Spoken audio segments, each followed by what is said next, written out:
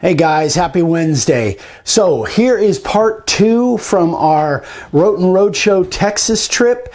And this again is going to be kind of random clips. At the very first here, at the very beginning, the clip of me doing a little demo on some small 1-inch outset letters. Unfortunately, because there were so many people around that needed to get in to see what I was doing, Vicky didn't have a really good angle on cutting that. But I'm going to make a separate video on exactly what I was talking about there.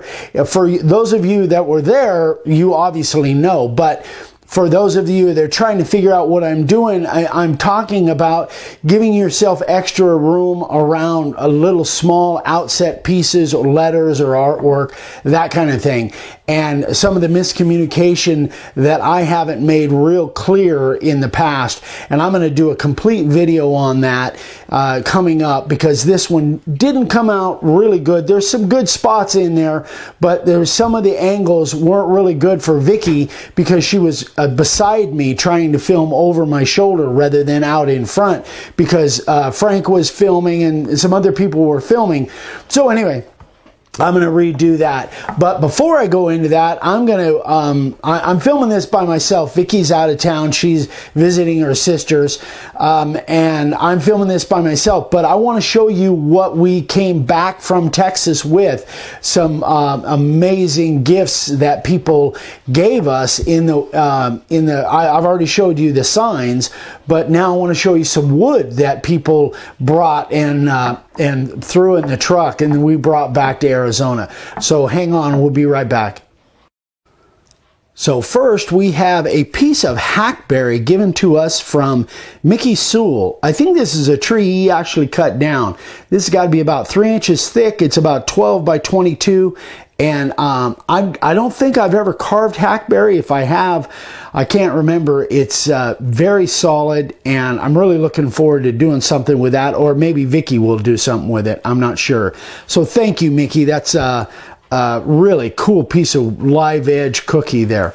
And then we have a 1-inch thick by 4 foot by 12 piece of beautiful red cedar that we got from Henry Satterfield. So he gave several pieces of wood away that he had brought up from South Texas, and he gave this one to us, and I'm going to do something really special with that one, I'm sure. I've got some ideas. And then unbelievably, Ron Ostman from Tennessee, who drove 950 miles to come and see us one way, brought us a whole bunch of stuff. So there's a big piece of thick cedar that's 2 inch by 4 foot by about 12 inches wide slab back there. And then there's another big cedar slab right here, about 2 foot long. And then some ambrosia maple right there, a couple pieces of that. This, that I believe is pecan, but I don't know. I don't know for sure, but that's what it kind of looks like to me. And this stuff, it's a hardwood, but I really don't know what that stuff is. It appears to be very hard and solid. So Ron, maybe you can fill me in on what that stuff is, because Vicky actually helped Ron load this stuff in the back of the truck. I didn't even see it until we got home. Anyway, so thank you so much, guys, for all of the wonderful gifts, the great time. And here we'll get into the clips on the actual Roten Roadshow Texas edition. Talk to you soon. Bye.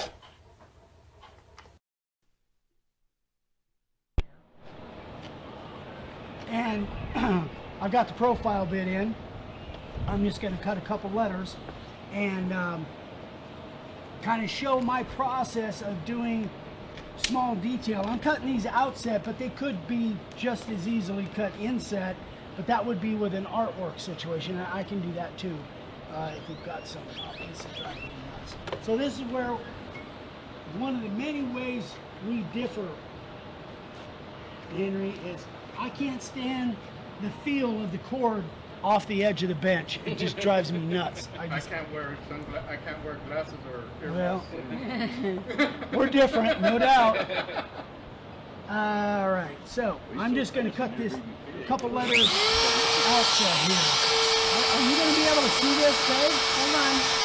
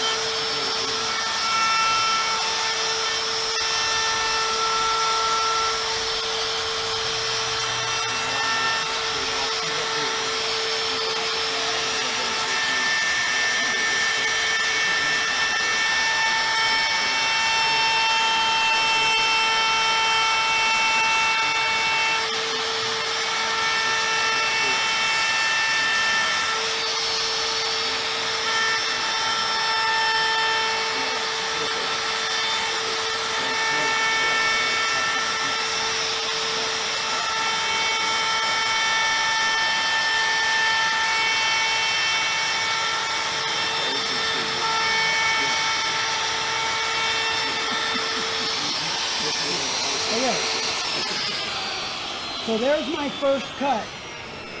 Now, up until this point, Mickey and I were right on the same page, okay? Let's assume that everything else is gone because I'm just doing the two letters here.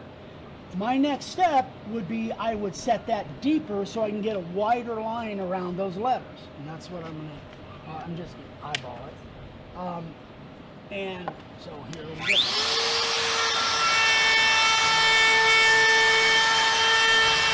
Now, here's where Mickey and I had a miscommunication. At this point, I would be, let me see. I've got glare. So No.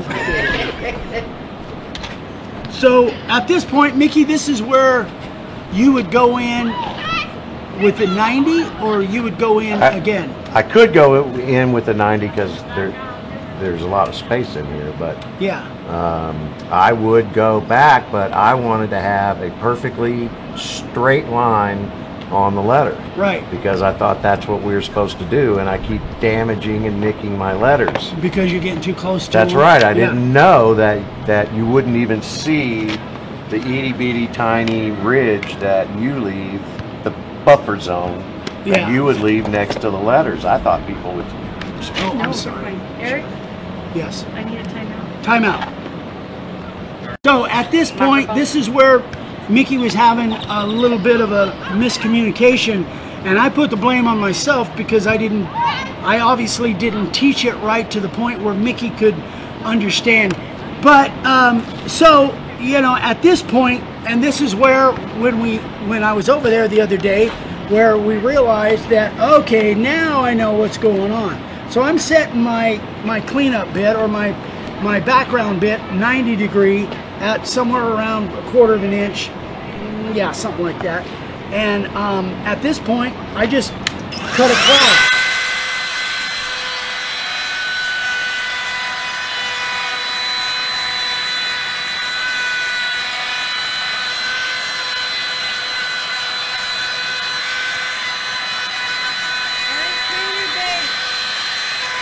Is that good?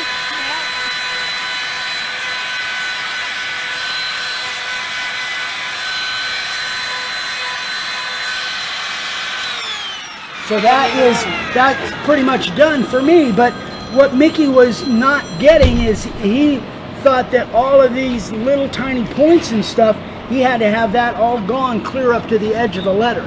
And that just is not, it just doesn't have to be. That's as much as you need to do. So, you know, we're talking, it's funny that we've got a speed sign carver here, and that's what I would call a great sign carver, but for speed. And then we've got me to the point where I can cut them somewhat fast, and then the way Mickey was doing it was taking him so much longer because he had another operation, and a really tedious operation of trying to get that background right up to the edge of that letter, and it's just not necessary. At least now everybody can do what they want to do, and Mickey, you want to keep doing that, you know, but it's just not necessary. So that's as much as you need to do there. And again, I put the blame on myself that obviously I didn't convey that well enough. So I'm hoping that this video, because I'm going to insert this somewhere, I don't know where, but I'm hoping that if anybody else has that issue, that, you know, this will kind of at least explain that a little bit more. Any other question? I mean, well, what you pointed out to me is that once you spray the background on, yeah, you don't even see that itty bitty tiny ridge there anymore. As long as it's below the surface of the board and you don't get a white spot. That's my biggest thing when I'm doing my background, is I want everything down below the surface of the board where I don't get a white spot when I do my sanding. The background has to definitely be lower than... And if it does, then we'll just use a Sharpie, kind of like what Henry did on the edge of his board. But that really is... That makes it so... your letters, and they won't be skinny in places, and this is so much... I'll make signs, not in 5 minutes, but I'll make signs a lot faster. Yeah, it really will save you a lot of time and headache. You won't be so stressed out now. Now, if I was doing a template that was inset, like a silhouette, the same rule really applies. You're just on the inside of the letter, and then you're taking out the rest of the background. But the same process still applies to the point where you're making your initial cut shallow, narrow cut, and then going around again, a deeper cut, and then taking out the background on the inside rather than the outside of the letter. But the same rules apply, right, Frank? Same rule applies. So, thank you. Woo-hoo! Yeah. Anyway, that is. Once he showed that to me, and he goes, "Why didn't you pick that up in my videos?" And my whole brain, because I'm very logical, you know, and he just short-circuited my whole brain. Like, I don't know. I know. Vicky says we're doing a Q&A. So, do we have questions from the gallery? Yeah. I'm going to ask you something that you have in the past gotten somewhat into it with passion. Let's talk marketing. Okay. Give marketing point of views to people who are starting out, how to find a niche, how to find a customer base, how to grow their business, their channels. You've helped my channel grow tons, but marketing is something that a lot of people are afraid of because they don't want to hear no. So give us your take on marketing. So it'll be different for everybody. It depends. From a marketing standpoint, I would take each individual situation and where you are. There are people around you. I've never found a situation where there aren't people around that will buy your signs. But you got to find out what they want. So if you're in an area that has a lot of horses, stall signs, branch signs.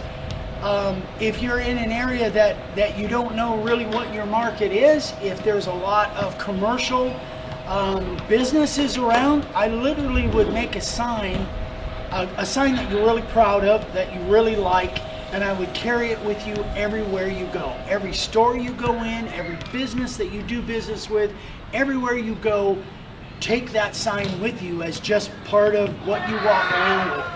I guarantee you, if you're proud of that sign, and don't take it unless you are, I guarantee people will ask you about it. That's just one way to go. Another way to go, what I've done with collaborations is I would find a business that I knew had a lot of foot traffic, and I would offer them to make them a free sign. If they'll put it in a place of prominence that has my name attached to it, whether it's a Mexican restaurant, whether it's a donut shop, it might be a gas station, any place where there's a lot of foot traffic. If you can get your work in front of people's eyeballs, that's just another way to go. sports are big, especially in the flyover states, you know. So I think sports are a big thing, and a lot of small communities where you might not have a lot of going on, they're probably into high school sports. I think high school sports signs for parents is a huge underserved market. I think that there's a huge niche there, making a sign with the kids Matthews on it, number 66 or whatever, and making signs and somehow get into the boosters clubs. Just start making signs for free until you get your signs out there. That will bring you business. There's just so many ways. And from that standpoint, Eric, a lot of times you'd have to get permissions from the schools to make their logos. To do their logos, yep. And to have the right to sell them. Yep, yep. So you may, and again, it's these small communities, you probably have access to the athletic directors or the people that are in the administration of the schools. So go talk to them and tell them, you know, you're doing these, and you know, make one free for the coach, or you know, give your work away until you get to the point where you know you'll get business, and it won't take long. And again, I would walk around. I used to walk around literally with my Live to Ride sign, and that thing just, it gathers attention everywhere it goes, and people will ask me, well, where'd you get that? Well, I made this. I made it for a customer. I just haven't delivered it yet, which is not a lie. Yeah. It's just you haven't delivered it yet. Mm-hmm. So that's how you get your cards out. So there's so many different ways, but the main thing is get your work in front of eyeballs. Get your work in front of people. Now again, that's face to face. There's a whole nother way you can do it online, and many people are more comfortable doing it online, Facebook marketplaces and different things. And there's some people that are doing really well with the Facebook marketplace. I don't do that, but I know a lot of people do, and they do really well with it. So there's, there's just so many different ways, but it all boils down to get your work in front of people and be creative in how to do that. And any place that there's, you know, again, we've got a professional flea market sign guy here. Any place that there's a gathering of people, consider, at least even if you're not going to do it on site, I suggest to do it on site or get to the point where you can. But until you do, you can still sell signs there that you can do at your shop and sell them. My mind's just running now. Another idea that I had years ago, I never have proved it, but I think it would work. If there are flea markets around you and you don't want to set up at that flea market, if you can make a really inexpensive sign that is a stock sign, maybe it's just welcome, or maybe God bless our home, or maybe it's something, that's what I call stock signs, something that they can pick up and walk away with, not necessarily personalized. If you can make them cheap enough, inexpensive enough that a big vendor in that flea market area will sell them for you, that they can double their money, that could be a big, I really think that that's a niche that really could be done, because then you're unlimited. You could go to any flea market, and depending on what size of flea market or swap meet, in LA we call them swap meets, you could have people selling your signs for you. They're buying them and then doubling their money. If you can come up with a sign that's inexpensive enough that they can double their money on, that is a niche. I think that I have not proven that. So that's just a theory in my mind.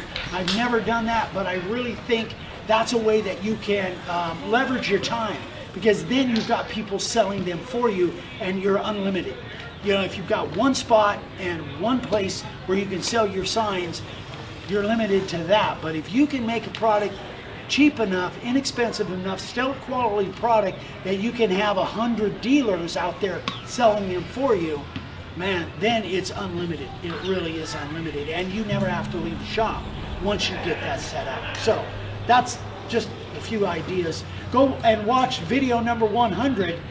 That was our video number 100 that Dad and I did. I can't even remember all the things that we talked about, but we talked a lot about, and that was like what, 8 years ago, 9 Yeah. years ago, whatever. It was a long time ago. But video, yeah, because right now we're over 1,500 videos, so that was a while back. But that's a great video to watch for marketing ideas, and that's, there's as many marketing ideas as there is people. It's just a matter of being creative and figuring out really where you are. If you're selling them face to face, where you are, your locality, and what will sell around you. Maybe you're in an area that's mountainous and there's a lot of cabins. Cabin signs are huge. Maybe you're in an area that does has a lot of sports. Maybe water sports, water skiing. Maybe you're in an area that has a lot of boats, transom signs, ramp. It goes on and on. So just be creative and open your mind. And no is not personal. Yeah, no. When you go to McDonald's and they ask if you want ketchup for your fries, some people like ketchup, some people don't. The person that you say no to, they don't get pissed off because you said no and you don't want ketchup. Why would you get pissed off if they're not in the market for a sign right now? Exactly. That's, so, don't, and I did when I was real young, I was really insecure and that really bothered me. But, and again, I am in the mentality that you don't have to sell these things, they sell themselves. That's why if you can get your product in somebody's hand and let them look at it, they will sell themselves. You don't have to sell it. All you do is answer questions and tell them how much. That's it. The signs will sell themselves. All right, we're on? Okay. Okay, Yes, sir. what you were saying about carrying your sign with you, I was at Brownwood getting lumber, and as I walked out to the truck, there was a gentleman walking out, and in his shopping basket, he had a scroll sign, a scroll saw. Okay. Yeah. And I questioned him, I said, did you buy that here? He said, no, I carry it around with me every time, and you'd be surprised how many sales I get just carrying it with me. Makes sense. So I stole the idea from him. It probably so. I realized it. I honestly realized it when we, Dad and I went to Woodworkers Emporium in Las Vegas, which is only about an hour and a half. And I was talking to the people that ran that place and owned it, and I was marketing our videos, our $20 sign making DVDs. And I wanted to take that sign and put it in front of the DVDs because they were selling our DVDs for us on their counter, and I wanted to put that sign up there. Before I ever even got into the door, people that were walking past me, they stopped me, and by the time I got to the counter with that sign, I had 10 people around me asking about that sign. I said, oh, there's my videos right there. You can learn how to do them. But anyway, that was a light bulb for me. It's like, why aren't I doing this all the time? Really? I can sell a crap load of signs, but just carrying a sign with me. It really works, guys. It really, really does. So, okay. And you had a question about these batteries. Now, this is a 4 amp hour battery. I don't really know how long this battery lasts continual carving. I really don't. But I know the 2 amp hour battery on the DeWalt and the Rigid are about 15 to 20 minutes. So I'm assuming the 4 amp hour would be about twice that. But I really don't know. I haven't done enough on it. I haven't done the testing with it. But this is a nice little router. I really like this thing. Still, the DeWalt, the DWP611 is my favorite, but this is a great little router. And more and more, I think I just did a review on this on the channel. Yeah. More and more, I really like the cordless routers. For me, it really works good because generally when I'm routing, I got a camera in front of me, so it eliminates the cord situation. And the reason for my question on that was I want to start making signs on site because I do some arts and crafts around our area. Yeah. But I don't want that generator running because there's other people around and they always have to scream over. Yeah. So that's why I was wondering about that. So now, but you'll have to take into account, if you're going to go battery, then you got to have a sander. You gotta have your other things, if you're not gonna use a generator.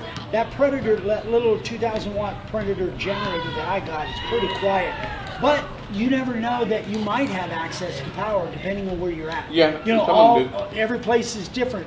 there's possible you could have access to power. And they always ask you when you're getting ready to sign up, are you going to need electricity? Yeah, right. Yeah. So if you can be hooked up to power, that's your best But option. when you're at a point where, hey, all the electricity is taken out, so. Yeah, right. Yeah. And what I do there, I just sell whatever signs I have made. Yeah. But you will find that if you're setting up, if you can get to the point where you can carve on site, your sales will go through the roof. And of course, if the guy had a little 15-minute battery deal like that and made signs like Henry does, you could probably make $100. On one battery, you make $1,000. Yeah. That's true. Yeah. Gotta figure out how to use a small router on my hand. Yeah. So, the battery powered. You got to remember when I was carving on site, these weren't even available yet. Weren't even thought of. Or if they had it, it was probably $1,000 because it was brand new technology. Yeah. But they're getting better and better all the time. The Milwaukee, I really like that. The little DeWalt cordless, I really like that. I like this one. This is probably the least expensive. But fortunately, my dad bought a crap load of these batteries because it's a long story, but I told it in the video, but he was powering our little pontoon boat with a drill motor. Yeah. And so he went and bought I've got 7, 8 batteries. So it was like, heck yeah, I'm gonna buy that router because I already got the batteries and chargers. We got 3 different chargers and a crap load of batteries. But anyway, good little router. Questions? I should have Folks? I don't. Oh, this is on a personal note. Uh-oh. So Shut the camera off quick. If Are you carving hadn't come along, what would you have done Ooh. other than carving? I think I would have gone in the military. I really do, because I knew that all of my friends that got out of high school, they either went to work in McDonald's or they went to work on a farm or whatever, and I knew that wasn't for me.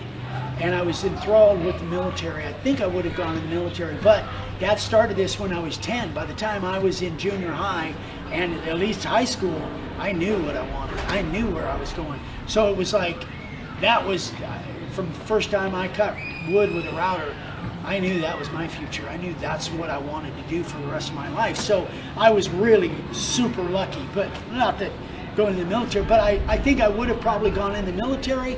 I certainly would not have gone to college because I hated school. Oh, God. It was a waste of my time. And nothing against people that are educated, but when I'm having to sit through a class when I know the router is waiting for me at home, it's like I can't wait to get home. So it was never an issue for me from the time I started cutting with a router. That's all I ever wanted to do. And then of course, from circumstances it led into teaching with this whole silly YouTube thing. Then my passion became teaching and sharing and doing that. And that's So y'all, my passion. in Oatman, y'all had that level of doing things on site. Yeah. And then at what point did it kick up a notch and change? That's a great question. So at that point, we had the YouTube channel and we were going on the YouTube channel. We had just moved out from California. My dad was already in Arizona and he was living by himself. And Vicky, fortunately, I was blessed with a wife that followed me and came out and to take care of Dad. I didn't want him to be alone because we had been apart for like 10 years because we were together all the time. And he moved out to Arizona because he got so tired of California. That's another conversation. But but we couldn't leave because number one, Vicky wouldn't at that 10 point. years it took him to get me to go. And but our kids were still in high school, so Yeah. once our kids were grown and gone, long story, I'll try to abbreviate it. We came out to Arizona and living with Dad, and we all lived together, and that was all good. And then I started carving signs. I wanted to, because I grew up carving at fairs and craft shows and horse shows and flea markets, and I grew up doing that.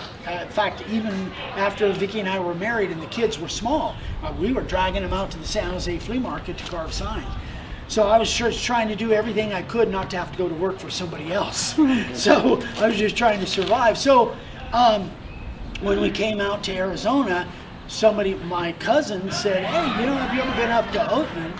And I go, what's Oatman? And he said, oh, it's a little country town. So we went up there, and I saw this place. I thought, holy crap, this is a great place for a carved sign. And they didn't have sign carver.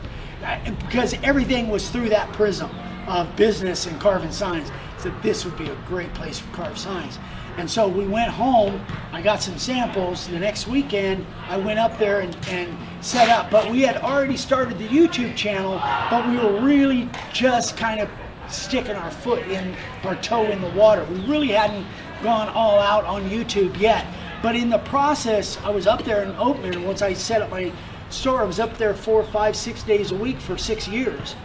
In that process, we were also building the YouTube channel simultaneously. So I was working 5, 6 days a week at Oatman from 6 in the morning till 8 at night, but still doing the YouTube channel on the days I wasn't up there and starting to build that up. And it was starting to get to the point where Dad was so busy because Vicky was working somewhere else. It was just me and Dad. That was it. The business was me and Dad.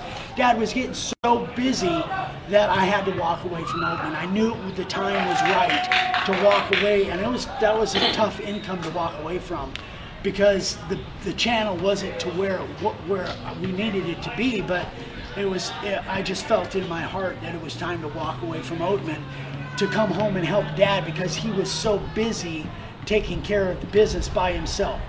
So the business in Oatman flourished. I mean, that's what he was busy doing. That was me. Dad was no part of that. Dad was running the online business while I was in Oatman. Okay. Yeah, I was doing all the Oatman stuff, and Dad was running the shop, and then I would help as I could when I got home. But it just got to the point where I knew Dad was too busy, busier than he should have been, and I had to fish or cut bait. And it was time to shut down the Oatman operation and come home. And thank God I did, because he was running everything. I didn't know all of the operations. A month after I came home from Oatman, he had his heart attack and had to have a triple bypass, and everything was on me. He was in the hospital. So somehow God figured that out. He figured that out. 19 days in a row going to Vegas and back. So I would run the business in the morning, go to the hospital, see him, come back, run the business at night, get a couple hours sleep, back to the hospital. Yeah, so it was like 19, 20 days of that in a row. And it was like, thank God I came home from Oatman when I did, because I was somewhat prepared in the operations of the business. Because before that, if that had happened when I was up in Oatman carving 5 days a week, I'd have been totally lost. It was like, holy crap, what the hell do I do? So it was a God thing that I came home when I did. So awesome. That's kind of how it worked out. It was, but then when I came home, that's when we really started to take off. I said, Dad, if we want more online business, we got to make more videos. Because at that point, we were making one video a month. One monthly newsletter. If you go way back, you'll see, here's March's monthly newsletter. And sorry, we've missed the last 6 months. We're going to do 6 in a row. And it was like, for the first year, I was absolutely adamant that by the end of the first year, we had to have 12 videos. Well, I think there was a time we went 3 or 4 months with no video. So we had to do like 3 or 4 or 5 in a row. And it was like, and then we evolved to doing 7 a week, 10 a week.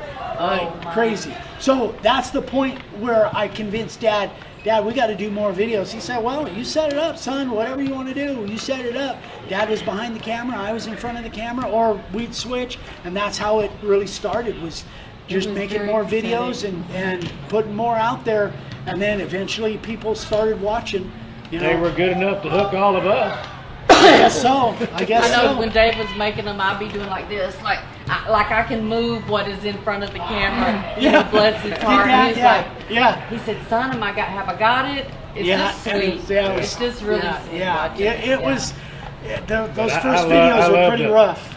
Action. Those first videos were pretty brutal. But awesome. We just figured, you know what? We'll throw it out there. It doesn't cost us anything. Throw it out there just a little time and see what happens. And then it just kind of evolved, and we're still a tiny channel as compared to some of the woodworkers, but thank God we have a great group of people that watch us, and they're so loyal. The quality that you just bring crazy.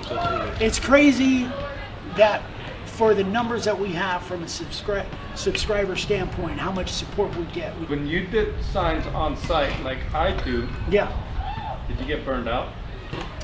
I'll answer myself in a second. You say you were doing them 5 to 6 days a week. Yeah. I did get burned out from the preparation, from driving up there, from driving home. Once I started that router up, and then I was talking to somebody and selling a sign, then it was all. I was going on adrenaline for 8 hours a day. It was dragging my ass around. Excuse me. Getting prepped, because I'd have an hour of prep before I ever left for Oatman. It was an hour drive to Oatman, and then I'd set up, and I had the shop all set up, so all I had to do was open the doors, put the displays out. But so I was tired at the end of the day. You know what I'm talking about. But it was an adrenaline rush, and I never lost that. I'd never lost, but I only did it 6. Yeah, well, at that particular location, only 6 years. So I never lost the adrenaline from interacting, and when you know what it's like when you hand somebody a sign and get that immediate reaction when you do something in front of. You get hooked on that. Okay. We're getting the. Okay, all right. I'm going long-winded, guys. That is it for the Q&A. We're gonna pack this thing up. I think we're gonna work with Henry a little bit and put a router in his hand. No, you're not wrapping it up just yet. Okay. We're not just wrapping it up just yet. Okay. On behalf of all of us, we can't thank you and Vicki enough for coming down and doing this and choosing Texas first. Well, for your inaugural trip, and everything y'all done for us from day one is built up and it's continuing to build, and we know it comes from in your heart that you want to do, and the love and support that you give us from day one to today can't be matched by anyone anywhere else, and we love you guys. Thank y'all. We love you. I had to come to Texas because Ryan said, wherever you go, you got to go to America. Get the hell away from California. Go to Texas. That's where it's America. Any of you that know my son. Yeah my son. He can get political about Texas. Oh, boy. Yeah. I saw that he almost got away. You got to go to America. Down. So. The thing about it is, you had no idea where I was. When I made that phone call to you, the very first phone call, you had no idea where I was in my life and what I was dealing with. And when I called, I texted him an email or something, and he said, well, here's my phone number, give me a call. And I was like, no, I can't call him. That's Eric Roten. I can't call him. And I'm like, Elvis Presley, Eric Roten. And I got so nervous. It took me for like 20 minutes to dial the phone number, right? I know that's hard to believe, right? Yeah. I know, because of how I am, but still I was kind of starstruck in a way, but I was also like, he's like Eric Roten. And Vicki answered the phone, and she said, hold on, I'll get him for you. And she gives you the phone, and you said, hello, and I went, hello. But you didn't know where I was, but God knew where I was, and that was from the very beginning. Your kindness and your gentleness and your helpfulness and your constant has been such a blessing, and just an ultimate blessing in my life, is mine, and I know there's many people that have that same story, but because I'm here, I wanted to look at you in the face, and that's why I drove here, is to tell you face to face that it changed my life. It has changed my life, and I'm so thankful. You're welcome. You guys have changed my life, because we wouldn't be here without you guys.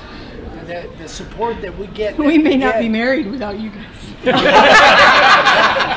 Yay! The support that we get from you guys is just phenomenal. It's still, and Dad and I would talk about it probably at least once a week. We just couldn't believe what this thing turned into. After every Friday Night Live, it was just like, full hour holy conversation. crap, we got people from all over the world chiming in. It was just unbelievable. We just couldn't believe what it really turned into. Very humbling. And yeah, super humbling. And I would tell Vicki, but when Vicki was working in the casinos, and she just couldn't quite, she would understand, but she couldn't quite because she wasn't living it. But once she came home and started really seeing what was going on, it was amazing. You're just so real, and down to earth, and just regular folks, you know. And it was just a breath of fresh air, just a breath of fresh air. And I talk to people and I'll say, yeah, Eric Roten said this, and they're like, who's Eric Roten? I'm like, you don't know Eric Roten? Like, I think it's like a household name or something. And I'm like, well, let me send you his YouTubes. And you know, that's the deal, is you pay it forward when somebody has been a blessing in your life. You just pay it forward, and your work speaks for itself. Your heart speaks for itself, and I'm so glad that y'all are blessed. My thought is his heart, because I know his heart shows on every video, because what you see on the videos, that's what he is. That's who he is. It is true. And he tries to give everything he's got. And he does. I learned from the best. Me? You did. I am the queen, dang it. Yes.